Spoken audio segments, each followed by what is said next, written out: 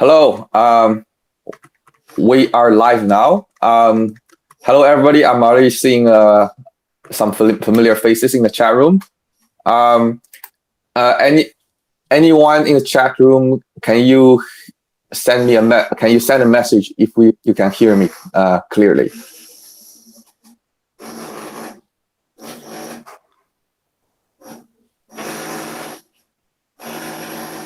Okay, I see Willie. I see. Okay, perfect. Okay, I'm getting a positive response from the chat room. So, welcome everyone. You might be hearing a lot of noise from my background. I apologize for that because my neighbor decided to drill some holes in their wall today. So, apologize for that, but I will be brief. I'll hand over to Shazia quickly. So today we are fortunate to have Dr. Shazia Akbar to give us an overview of semi-supervised learning and unsupervised learning. So Dr. Shazia Akbar is a machine learning engineer at Altis Labs. Altis Labs is a startup focused on building intelligent models and tools for healthcare in the field of oncology.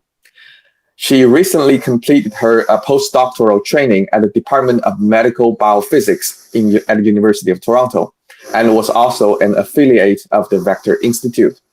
She specializes in modifying and applying machine learning techniques to medical images, and holds additional interest in weakly supervised learning and attention models. I'm sure a lot of you people here are also very interested in attention models. Shazia received her PhD from the University of Dundee, UK in 2015, soon after joining the Department of Radiology at New York University, US, before she moved to Canada in 2016. So without further ado, I'll hand the mic to Shazia and let her introduce a bit about herself, what her company does, and the topics today. Thank you very much. Thank you. So as was just mentioned, I have a background in AI and applying that to medicine.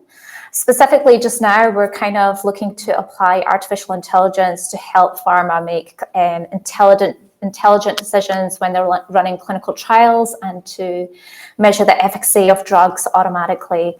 But today what I really wanted to talk about was this upcoming workshop, which I believe will be starting on the 28th of November. And I'm going to focus specifically on unsupervised and weakly supervised learning with a higher focus on the unsupervised learning component. And this has been quite a passion of mine. I think in healthcare and a lot of different fields, we come across scenarios where, our problems just don't fit into that supervised learning framework. And I'm going to talk about a couple of scenarios in a minute as well. So let me start off with a very broad overview of the types of learning, which I'm sure you're all familiar with, but I think it's great to start off with the basic backbones and then work our way up from there. So let's start with supervised learning, which is a learning paradigm we're all very familiar with. And I've shown you an example on the right here with some images, and each image has been labeled accordingly. And this can take a lot of time to do, but it means that each instance has been labeled very accurately, and we know exactly what is in each of these images here. Now, this is great for designing our models because it means that our data is not fluctuating. There's very little variability within our data, so we can really focus on the modeling components, so the algorithms and tuning parameters and really testing it out. But once it's developed and you know that a model works really, really well, it's time to take these models and use them out in the real world. And this is really where I think a lot of us have difficulties with such models, especially in deep learning, where our error rates and our loss functions all rely on having very accurate labels along with each individual instance. So that leads me to unsupervised learning. So here, there's no labels provided whatsoever. And here, the job of our algorithms and models is to learn similar patterns and textures and features in order to cluster together similar looking objects and instances. And this is a great way of learning from no data provided by a human being or an expert. And often unsupervised learning is used in combination with supervised learning to give us kind of the benefit of both worlds, both supervised learning where we've got knowledge being inserted into a system, but is prone to overfitting, as well as unsupervised learning where we can generalize and adapt to anything that the model has not seen during the training phase. And finally, I want to talk about weakly or semi-supervised learning techniques. And the thing about semi-supervised learning techniques is that they can take many, many different forms. And here I've just shown you one particular form where I've grouped together lots of images together and then labeled that group. And you'll notice that some of the images, the ones that have a red outline here, are incorrectly labeled within their group. So the job here is for the algorithm to determine which instances are reflective of that group of labels, which instances are just don't fit the rest of the subjects within this one bag here, this one group of instances. But actually, semi-supervised learning can come in many other forms as well. And we'll get into that into the workshop itself. That's not something I'll talk about today. But I think it's important to look at because sometimes we can reformulate our problems to be weakly supervised. And it inserts just a little bit more knowledge that's needed in order to just direct a model or direct an algorithm into the right direction. So let's talk about some scenarios. And I'm sure some of these will, maybe the exact scenario won't be familiar, but some of the problems and issues will be very familiar in your settings as well. So as an example, I took self-driving cars as an example here, where we've got semantic segmentations of scenes in the real world. And you can see from this image here, there's quite a lot of detail in order to outline all of the people, the cars, the streets, the traffic lights, and so on and so forth. And if you did this for the entire world, it would take a very, very long time. Probably you would never, ever be able to do this for the entire world. So first of all, it's very difficult to annotate 3D scenes and semantic scenes in the real world. Obviously, these streets get updated over time. So as a result, all of our annotations need to be updated over time. And what's more is, and what I really want to point out, is that you can't possibly model every scenario, every driving scenario. There'll always be something that happens unexpectedly, and we need to adjust as a result. And whilst we may not be able to model something that will work absolutely perfectly in those scenarios where it comes across something that's never seen before, we want it to do something somewhat intelligent. And if you overfit a model, usually it will go off and do something absolutely absurd, and it doesn't work in a real world scenario. So really here, we want some sort of generative models to be able to capture generally what's happening and then adapt accordingly. Now, the second scenario I want to talk about is one that I myself have had difficulties with in the medical field. So this diagram here kind of depicts one of the problems that we were doing. We were trying to annotate tumor regions and subsequently build a system that could automatically identify tumor in images of breast tissue. So this is a slice of breast tissue that's been stained and prepared with H&E, which is two popular stains used in pathology. Now, the problem here is that, first of all, getting an expert to sit down and annotate these images, these very, very large images, is very costly. Their time is costly, but also it takes a lot of time as well. And furthermore, you can see by this dummy example of 3 different annotators, we have inter and intra-observer variability, which means that when we go ahead and use these annotations, we need to find some way to merge them all together. And B, when it comes to tiling, once we've tiled this image, some patches will reflect that label accurately and some of them won't. So depending on the size of our tiles, we may get big gaps here, for example, which are completely healthy, but because of the way we've annotated it, our system doesn't know that. So this is a situation where, annotation is not feasible really in practice. Now, the thing is, there's actually a wealth of knowledge out there in order to accomplish these tasks, at least somewhat reasonably. But it seems to be disconnected, and it's kind of hard to find out where to look. Some people use jargons and terms that we're not really familiar with, or it's difficult to find. So in this workshop, what I really want to do is bring some of those techniques together underneath kind of an umbrella of information, so that when you come across a problem and you know it fits a certain technique, you know where to look, and you know where it's possible to use a technique and where it's not possible. And really that's what the workshop will explore. And actually at the end of each week, I'll give you advantages and disadvantages of each technique we look at, so that by the end of the 3 weeks, you'll have kind of a summary of all the techniques we've gone through and kind of pros and cons of each as well. And you could take that away and use that in your real working environments. So let's start with unsupervised learning. So this is kind of a very brief outline of what exactly I'm going to cover, including data compression, whereby we're taking real-world data, raw data, and compressing it into an n-length encoding. So this will cover autoencoders and other dimensionality reduction techniques. And then we'll move on to generative modeling, which is the topic that I'm going to cover today in a little bit more detail. And then we'll go into deep clustering. So here we'll go into a little bit more advanced techniques, which maybe not everyone is familiar with, but hopefully what I'm planning to do is break it down so that you can really understand how these models work, because they don't work as deep models are trained in a supervised environment, but rather have multiple arms in order to cluster and reconstruct at the same time. So this will be a little bit more technical, but we'll get through it, and we'll have a practical session as well to really get hands-on examples with clustering techniques.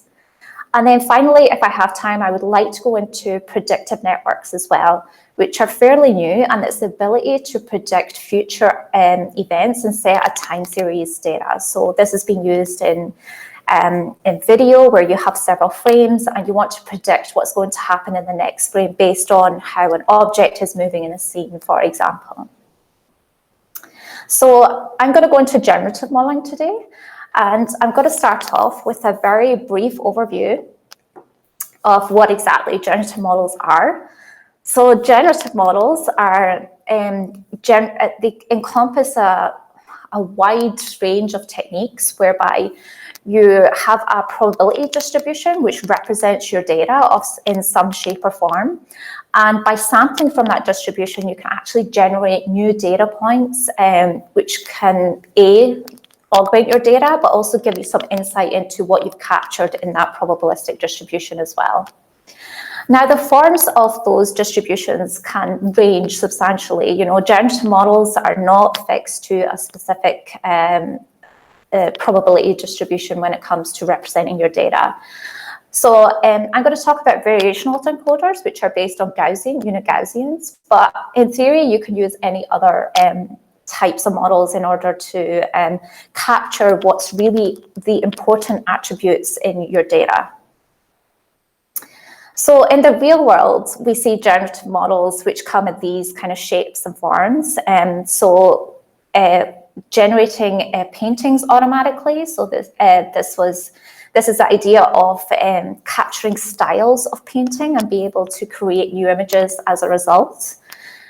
Generating sound as well. So again, using similar techniques to capture styles of sounds and recreating new music as a result. And also creating handwritings fully automatically without actually needing to gather handwritings individually from each person. And these are all really nice examples of generative models, but you'll also notice some of these are kind of toy examples, and really we need to interrogate how we can use this in the real world. So let's go on to variational autoencoders, which are a type of generative model. And obviously a variational autoencoder is an adaptation of the autoencoder. So very quickly, for those of you who are not aware of autoencoders, I'm going to kind of briefly go over what it encompasses. So in an autoencoder, we have two components on the right and the left. So the first part is the encoder, which takes some sort of input and compresses it into a latent representation, which is shown in green here. And then the decoder takes that representation and tries to reconstruct the original input. During training, that's exactly how we optimize all the weights within this very simple autoencoder here. So this latent representation is often referred to as the bottleneck, and it's on purpose. It's not a disadvantage to have a bottleneck here. Here we're enforcing a bottleneck so that we capture the important attributes of the data which are important in order to reconstruct the original input, and kind of throwing away any noise or any other information that isn't relevant for the task. And here I'm showing you a very simple autoencoder, but theoretically you can have multiple layers here and multiple layers in your decoder. The only thing is that they tend to mirror each other from that hidden embedding, so that latent representation. So going back to our variational autoencoder, we do have a similar setup. We have our encoder, which is often referred to as a recognition model, which models the input image again into a latent representation. And then we have the generative model, which is the decoder part, which samples from our latent representation to reconstruct an output. Now, the difference in a variational autoencoder is really this middle latent representation here. So instead of having a layer of neurons like you would do in an autoencoder, here our latent representation is made up of a series of unit Gaussians. So it's a series of distributions where each one will capture some sort of attribute within your data. And then when it comes to after this series of representations, in a variational autoencoder, some sampling occurs, and then that is passed to the decoder component, so the generative model. So first we construct some Gaussian representations, and then we sample from those distributions to give you some output at the other end. And really the task here is not only just to compress the information, but model the information accurately enough that we can sample from it and still reconstruct the original input. And that's really the task here. So if we took, for example, here a face, what we would really like this latent representation to capture, so this is a 1, 2, 3, 4, 5, 6 length encoded representation here, again with a series of unit Gaussians, where you may capture things like smile or skin tone or gender. And what's really nice about the variational autoencoder is that you can kind of manipulate exactly how smiley you want someone with a really wide smile or someone with a faint kind of smile, and still reconstruct something reasonable at the end of the network. So why not just use an autoencoder? Why can we not just simply sample from our latent representation in the autoencoder and get a reconstructed output?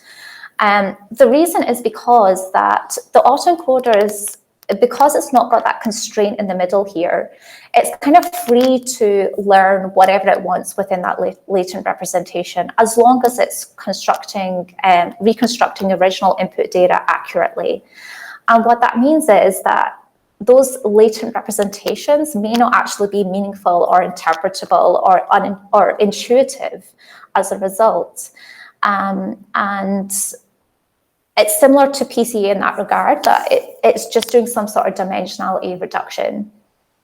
It's also prone to overfitting because we're letting it to roam free. So it'll do whatever it needs to do in order to get the best, in order to lower the error rate at the end of the network representation.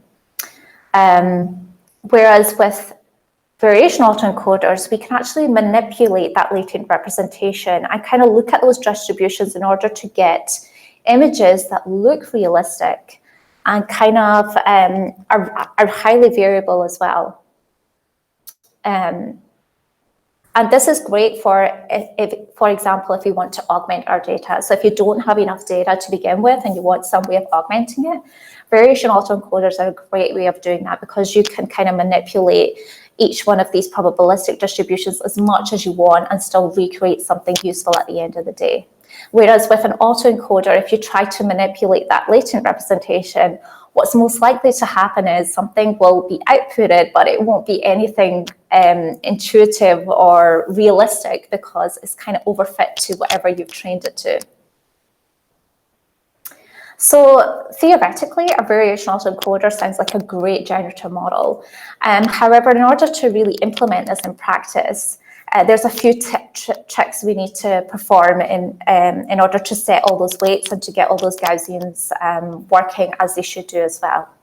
So this will be the week 1 exercise, the practical exercise, and we'll be implementing this in PyTorch actually. So for anyone who wants to play around with PyTorch, this workshop would be a great way of doing exactly that. And I'd be happy to walk you through PyTorch as well.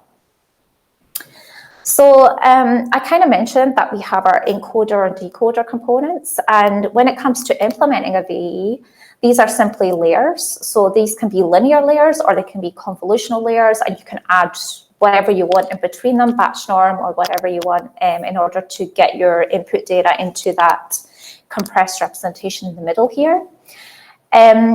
In the cyan blue here, we have our unit Gaussians. So instead of having an n-length encoding like we normally would do with an autoencoder, instead we have 2 n-length vectors, where one is the mean of your Gaussian and the second one is the variance as well. So we need to capture both when we're training up this network.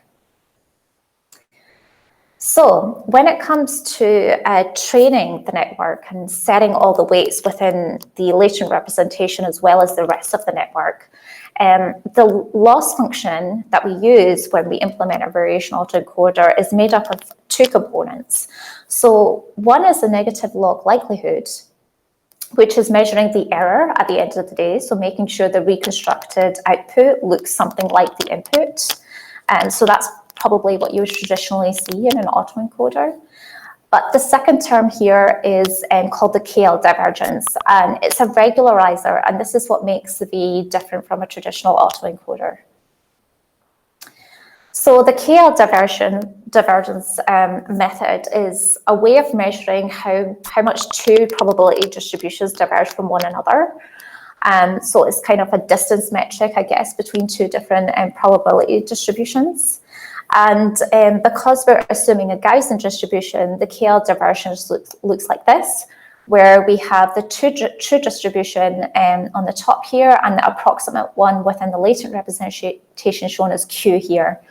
And a lower KL divergence towards 0 means you have a better match between your 2 distributions because there's very little distance between the 2. Now, in practice, when we implement this, when we have a regularizer, we end up with something that looks like this, this representation on the right here, where the encodings in your latent representation all kind of are forced towards the 0 in your latent space. And they all have some level of variance as well, such that if you wanted to collect a face that was slightly smilier, it would be somewhere within the same distribution of the smile attribute. And similarly, if we wanted to go across and have someone with glasses, you know, we would venture off not too far away into another space, into another cluster here. So it's deliberately trying to push everything towards 0 in this high dimensional space. Without that regularizer, so if we had an autoencoder, what would end up is we would have lots of clusters very far away in this high dimensional latent representation. And that may be great for clustering, for example, but it's not great for generative modeling because they're so far apart, they're not really aware of what each other look like. And so we kind of want to enforce these Gaussians to sit in this space like so. So that's kind of the variational autoencoder. There's obviously a lot more we could do with it. We can add more layers and we can shorten or lengthen that encoding in the middle there. We could try different weighting schemas, etc. We could try shared weights, switching them on and off. So there's a lot we can explore with the VE. And I'm hoping in the practical session, you'll get a chance to do exactly that. And if you have further questions about this, please feel free to reach out on Slack as well. So I want to pause here for just a minute or two to talk about disentangled features. And the reason I want to pause here in the generative model section is because recently I found that disentanglement has come across in a lot of the literature. The term has been used kind of vaguely in the field. However, honestly, I was not sure exactly what was meant by disentangled features, and there's no consensus as to what the definition of disentangled features is. However, saying that, after a lot of looking around the literature and the material online, I found this great description from actually a tutorial, where the link is given here. But I'm just going to take a couple of minutes to read this out. So the goal of disentangled features can be most easily understood as wanting to use each dimension of your latent code to include one and only one of these underlying independent factors. So the example they use here is if you have a person, if you have a picture of a person or you have a data set of people, the length of someone's leg should be independent of what they're wearing, for example. So if you decided to manipulate one of those attributes, such as the length of the left leg or the right leg, it shouldn't really affect the clothing that that person is wearing at all, because they're both independent factors. So really, those features should be separated apart, pulled apart, and essentially disentangled. And I mentioned that variational autoencoders do that to some level, but there's actually a whole host of methods out there to enforce disentangled features a little bit more. One such method, which I will mention in week 1, is called beta VE. And all beta VE does is assign a higher weight to that regularizer in the loss function. And by assigning a higher weight to that second term, we're actually forcing it to have that unit variance, unit Gaussian representation, and pulling away from just memorizing the data or just reconstructing the original input, no matter which way it's able to get there. And what that means is you can kind of control how disentangled you want your features to be. So if you set beta equal to 1, you would just get the traditional variational autoencoder. But if you set it a little bit higher, you can kind of force it to have more disentangled features. And I think that's a great way to kind of adjust your algorithms to depending on the task. So I'm sure there'll be some data sets with a higher beta which have much more impact than other data sets. So for example, MNIST is fairly simple, and maybe assigning a higher beta with MNIST wouldn't have such a big impact. But with peoples and clothes and faces, you can really understand where beta can have a really big impact. So I will go into this as well, and I'm hoping we could play around with beta VE as well.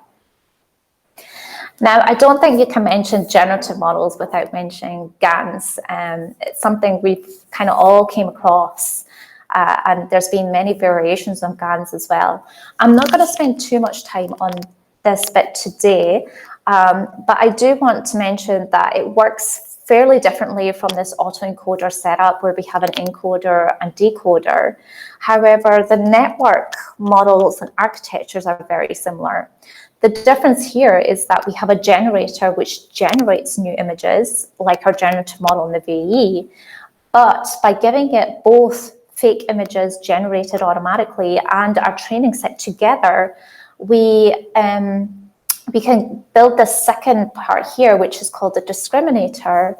And the discriminator's purpose is to determine whether an image is real or fake. So we're kind of limiting how much annotation we do to something such as to a binary form, real or fake. And I think that's very easy to do as well.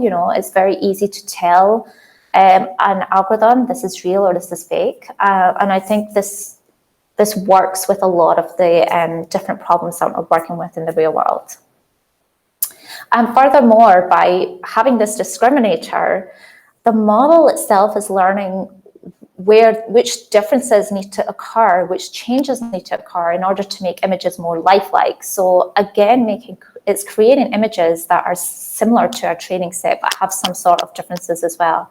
So this is great, again, for augmentation purposes. And I think really generative models are going to kind of capture on augmentation if we want to build our data sets a little bit bigger. But similarly, you can take the encoding set in that variational autoencoder and use it as a clustering technique, or making it the length of however many classes you want to capture within your data set. There's so many other things that you can do with the encodings and the embeddings that I've talked about so far. So that makes up the unsupervised component of the talk. I just want to quickly go over some of the techniques in weekly and semi-supervised learning. But before I do, let me just start off with some motivation and interrogating and really looking at this simple example to really understand what we need to learn from a data and what we don't. So the black line here actually denotes some sort of decision boundary. And we have some examples around this decision boundary, which we are certain which belong to a class, and we're certain, say here, we are certain these belong to the star class, and these ones we're fairly certain they belong to the triangle class. Why? Because they sit around this decision boundary. So we've taken great effort in order to learn this decision boundary here, which could separate these two classes. But what happens when we get something that sits way outside the norm of this decision boundary? So here and here. I mean, we can kind of roughly say that this is in the star class, this is in the triangle class, but they're so far away from this decision boundary that it would really help to get additional labels about those particular instances. So what we're really doing in semi-supervised learning is interrogating what do we not know about our data, and how can we insert that knowledge back in order to make our algorithms stronger. And even more so than that, it's really about making decisions about what is important in order to achieve this task, and how can we reformulate our training paradigm in order to fit that problem task. So that was a little bit airy-fairy, so I'm going to talk about a specific example, and it's an example that I've used in the past. So I talked about a scenario earlier right at the start where we were identifying tumor automatically in breast tissue. Now, this was actually a scenario that I came across whereby we could get clinicians to annotate exactly where the tumor regions are. So here the blue indicates tumor and the white is just background. So these are pixels in an image. Now, when it comes to, say, this pixel here, we really don't know whether it is tumor or not, or it may be that half of it is tumor and half of it is not. And really, what do you do in those scenarios? And that's exactly what I was talking about earlier, whereby, you know, there'll be situations where you've got conflicting annotations and you just don't know what to do with the data you have. Furthermore, it took several hours for our clinicians to be able to annotate those images, whereby if we just went to them and said, hey, look at this slide and just tell us if there is cancer in here. First of all, every clinician would agree whether there was cancer or not cancer, because we're not asking them to draw around anything anymore. We're just confirming if there is cancer in here or not. And secondly, we could get a lot of examples of entire images, but just labeled at the image level or the patient level. And really what that means is that we can get a lot more data here, which we're 100% certain about, or near to 100% certain about. Whereas here, we'll actually have very few number of samples, and there'll be a lot of uncertainty about what exactly is tumor and what exactly is not.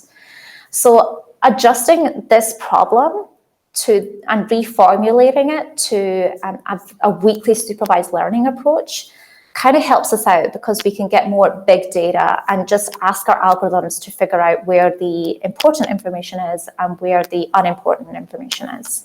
Now, that bit's a little bit harder, and it's on us as machine learning engineers in order to figure that part out.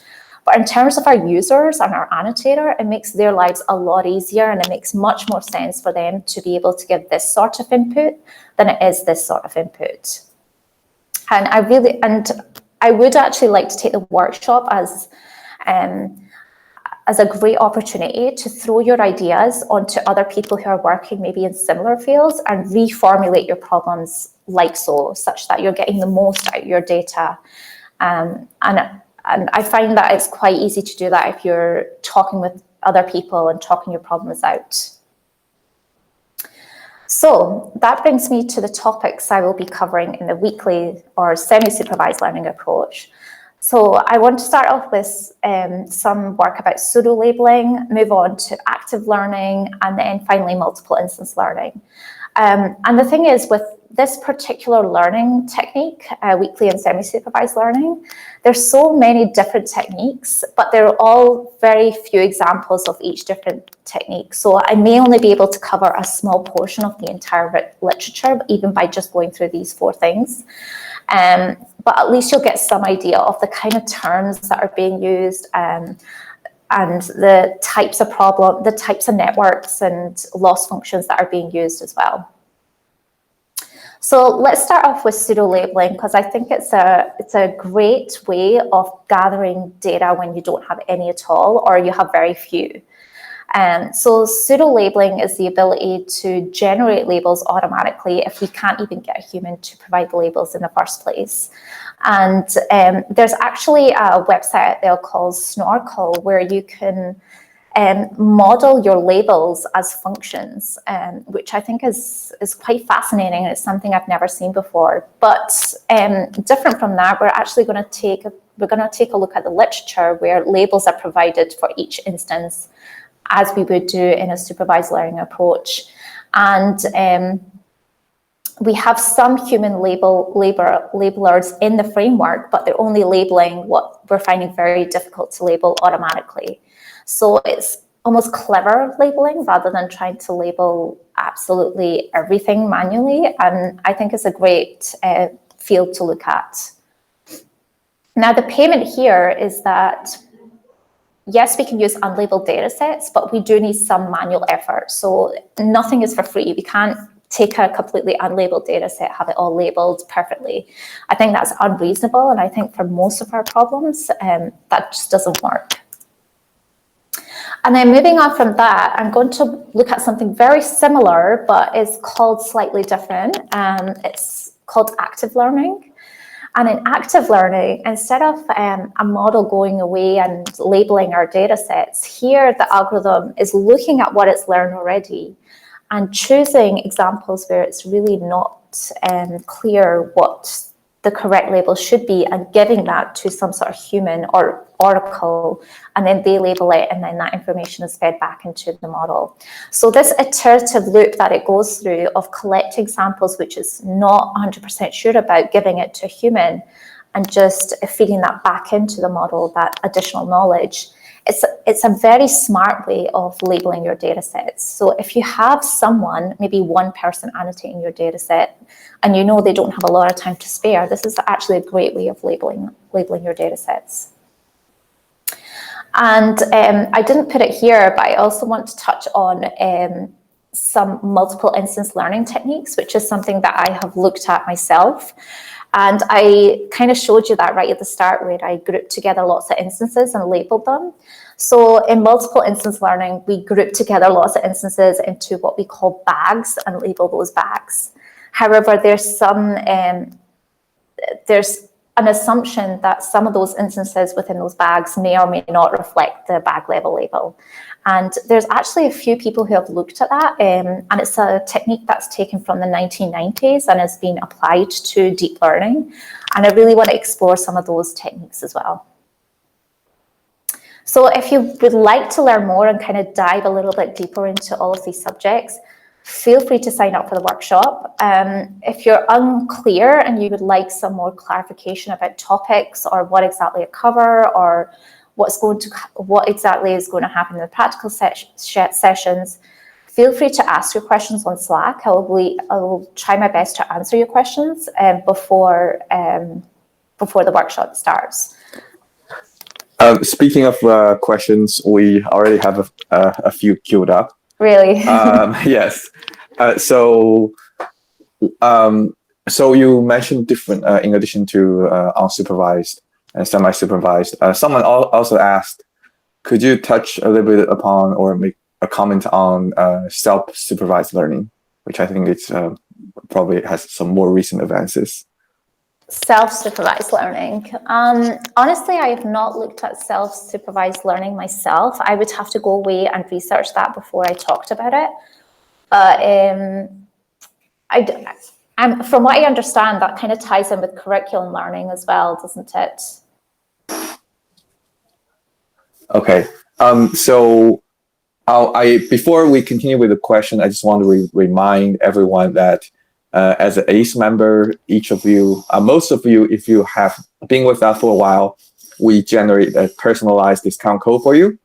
And in addition to that, today we're giving out a discount code launch, just the word launch, for a $30% discount within the next 48 hours. So you could either try a personalized discount code or try the launch discount code and see which one gives you bigger discount. I think chances are your personalized discount code gives you much more.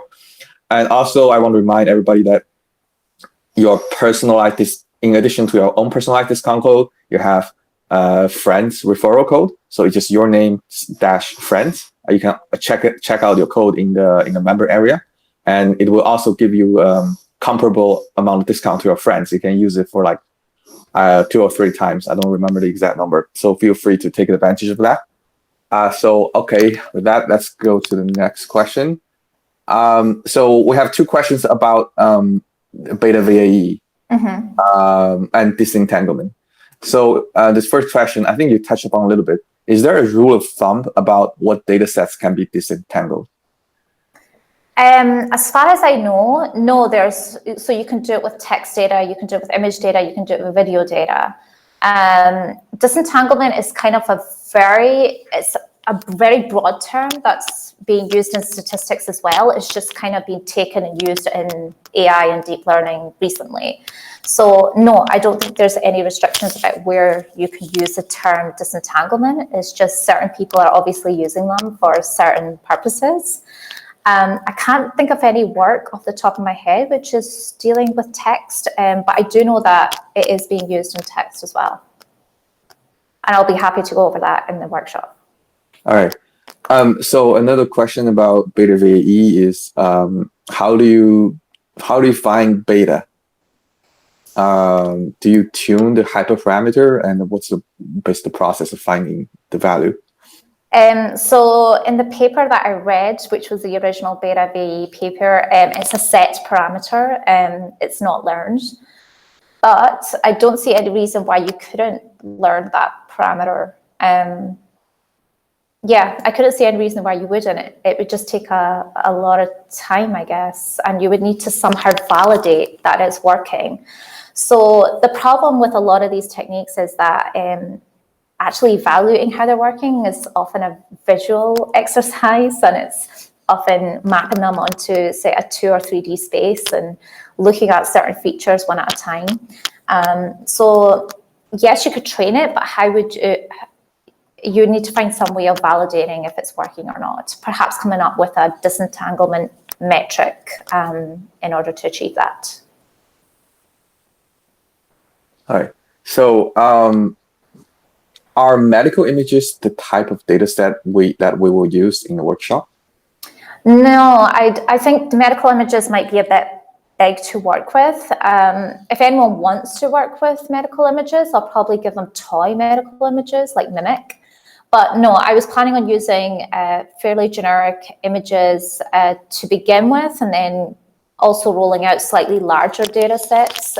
So for the disentanglement features, I was planning on, for the VE building part, just using something like MNIST or Safar, and then to test out beta VE, also throwing in some images with clothing and with people so that you can really see what happens when you try and disentangle those features.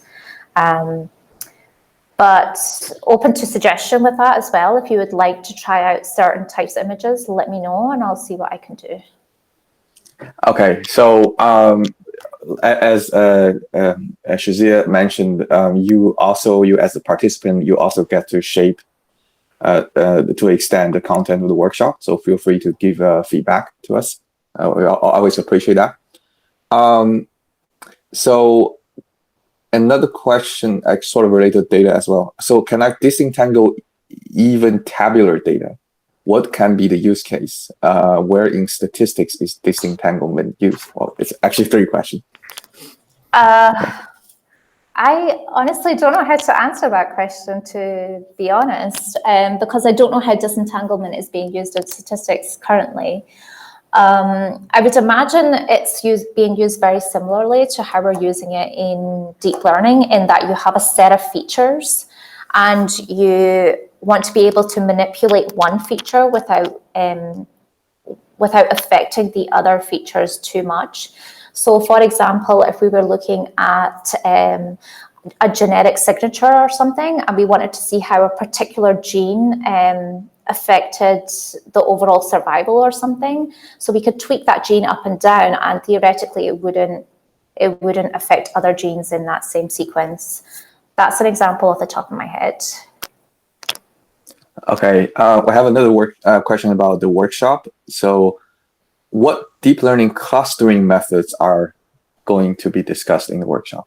So there's actually a wide range of different clustering techniques. I will definitely be going over VADE, which is, I think it's variational something deep embedding. And that's something that I've used before. And I'm also going to do at least the technical overview of DEC, which is a variation on VADE as well. And DEC was one of the first deep learning clustering algorithms that were first introduced in this field. But actually, there's about 6, 7 others that I'm going to look at and decide which ones were worth going over. I was hoping to go over some that use something without image data, something to do with text or just some other types of data, not necessarily images, because images are fairly easy to work with, I think, when it comes to clustering. Okay, what you just said, I think, sort of answered the next question. So the next question is, will the workshop more vision focused or NLP? I would say it's going to be 70% vision and then 30% text, just because my speciality is in vision. So I think it would be reasonable to use my speciality to teach you some of these concepts.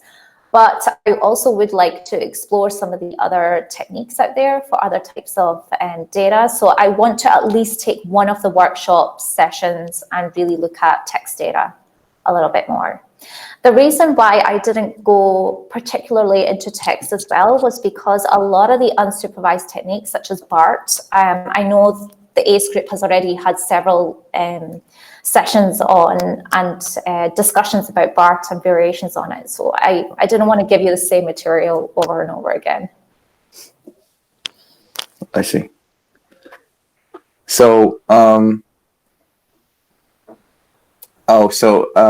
we have a comment. So the workshop will mostly be focused on vision, but for those who are new to our workshops, so we, instead of issuing certificates, we actually organize our students to do a capstone projects. So the characteristic is it's something you can showcase, so that it's a live result of your work. It could be in the form of a blog post or a project or a piece of code you can put on GitHub. So you could focus on the workshop is focused on 7% focus on vision, but you could choose to do a capstone project, which gives you more focus on text if your interest is more NLP. So, so speaking of capstone, so the next question is about capstone project. Can you suggest something with medical images? I think Jay is talking about capstone project. A capstone project with medical images? I mean, the possibilities are quite endless. I know, like in genomics and stuff like that, they have difficulties because their data is highly variable. So actually relying on labels is just a silly thing to do because of the variability within the data. So you can try and cluster genetic makeups from lots of different patients. That would be a cool example. And I'll be more than happy to give you some data to work with that's similar to the tumor segmentation approach that I was using. I will make it aware though, that will be a lot of data. It'll be several gigabytes of data to work with. So please take that into account when you want to work with medical data. Whereas the genetics will be a little bit smaller. That's a good point. So this is a question I have. Oh, okay. So So if people were to take the workshop, what are some of the prerequisites? Something that they need to be aware of, they need to know before coming to the workshop. So that's a really good question. I think all you need to really be aware of is how a traditional neural network architecture operates, why we need epochs, why we need a loss function, why we need an optimizer. And the deep learning book is actually a great way of learning that initial kind of baseline format. And the reason I asked you to go away and learn some of that is because when we talk a lot about these techniques, they're manipulating things like the loss functions and different arms that come out of neural networks. And you really need to understand how the network compresses that information and what's coming out of each layer and what's going into another layer. So just getting your basic understanding of the deep learning framework and how training is done, supervised training, that would be great before you come in. Also some basic understanding of PyTorch, but I also know that a lot of people are not familiar with PyTorch, so I'll be happy to go through basics with PyTorch as well. I think chances are we will also be providing you a link to some basic PyTorch tutorial, which we have done in the past. Perfect. So the next question is weight and DC assume a number of clusters, K.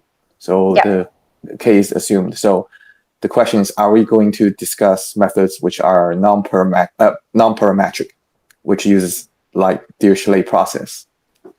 Honestly, I never thought of that. I think it's a great idea, and I'll happily look into non-parametric techniques for deep clustering and deep embedding. Yeah, honestly, that's not something that crossed my mind. So thank you for whoever put that comment out there. Okay, so I believe I've gone through the entire queue of the questions. Thanks everybody for all your questions. They're all really good. And if we don't have any more questions, I think I'd like to end this presentation soon. And I just want to thank Shazia for a very clear presentation. And I learned something, and it's very helpful. I hope you learned something as well. Thank you very much for hosting. It was, I very much enjoyed the session. I got a lot of ideas out of it. Okay, awesome. So as ACE part of the ACE program, basically the workshop is an extension of ACE. So the S stands for Socratic, which means like we try to make the workshops as interactive as possible. So the final reminder, so please use your personalized discount code or use the code LAUNCH within the next 48 hours. As you can see, Dr. Shazia Akbar presents very well, very clearly. So I definitely, I was talking like I'm definitely sold.